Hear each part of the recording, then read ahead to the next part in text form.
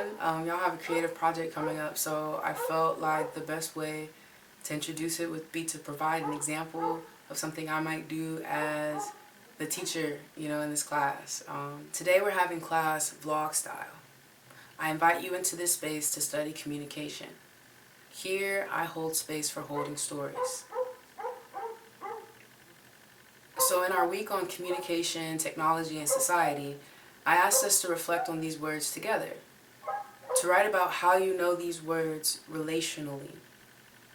For me, I thought about computers and TVs. I saw pagers in 90s films, and then I was feeling nostalgic.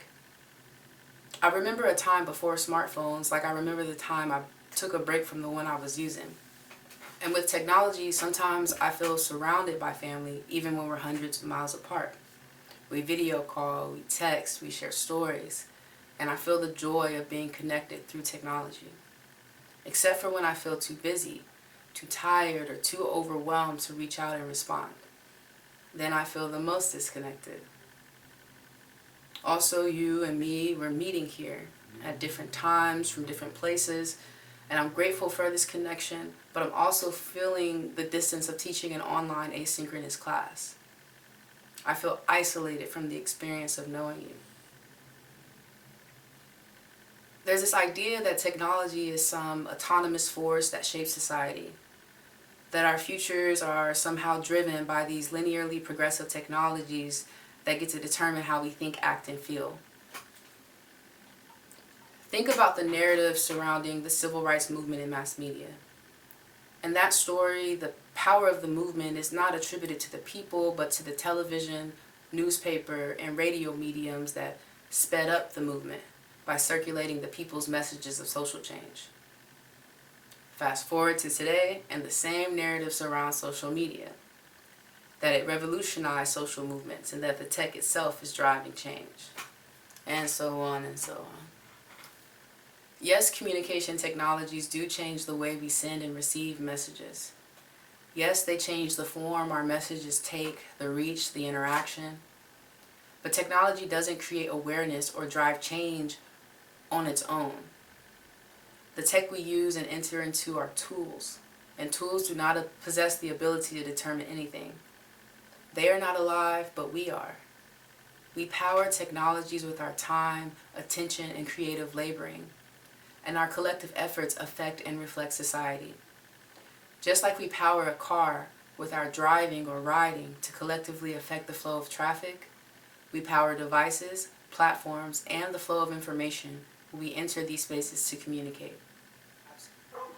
When I think about context collapse, I reflect on how it feels to have space and time collapse when my feed includes videos from 2 hours ago and 2 months ago. Or how yesterday someone got called in for something they said 2 years ago.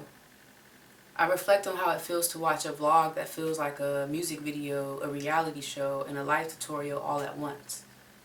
I think about how it feels when my personal, academic, and professional lives, now artist life, blur in the platforms that hold my many different relationships, and how it feels to be choosy about the people and platforms I want to spend time with. This collapse of realities is true for me online and offline. I have a her story of feeling like I don't have space to be in my identities, in my relationships, and in the places I travel to, so I become territorial to defend my space, to defend my being. I got off social media, used virtual private networks, and switched to an old school BlackBerry to refuse surveillance and slow my internet addiction. At the gym, I place markers around me to communicate the space I need to work out because I'm used to feeling interrupted. I also clear off the machines before I use them, not just after, so that I'm clearing space for myself too. Also in university settings, I avoided conversations about work-life balance, COVID vaccines, and voting because I felt I had a different perspective from everyone. In my defending, I closed myself off not just from platforms, but from the information being shared and people in general. And trying to get out of boxes, I put myself in one. Now, I still take time for rest, but I also welcome the collapse as an opportunity to be. In this reality, I no longer differentiate between public, social, and personal spaces because it takes too much time and effort to communicate multiple versions of myself. I've come to understand that all the spaces I occupy, whether digital or physical, are intimate spaces.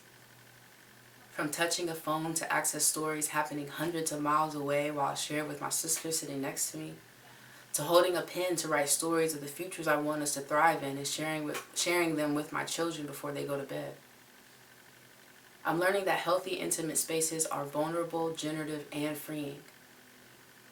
I'm also learning that we don't have to wait until later, after we graduate or after we become something, to earn this freedom.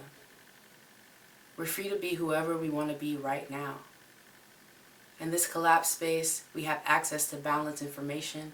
We have opportunities to communicate ourselves and our ideas, and to experiment with communicating ourselves and our ideas. And we have moments to power things with what we already know. Y'all chose to enroll in this class just like I chose to teach it. And here we are, possibly to learn, to grow, to check the next box in becoming who we desire to be, or we're still figuring it out. And in all these weeks of having class, here are these tools available to empower or not with our stories and ways of communicating. Right now, we are literally powering industries and systems with our time, knowledge, and creative labor. Through this video I'm creating here, and you watching it as part of an assignment you create for me to provide feedback on. My message to you, while I have your attention, is to enjoy being here. To tune into the power you already hold, to the stuff you already know. What memories have you accessed through the stories I've shared here? What stories are you holding? What tools are you empowering with your time, attention, and energy? And what creative message will you share with us while you're here? So yeah, that's my idea.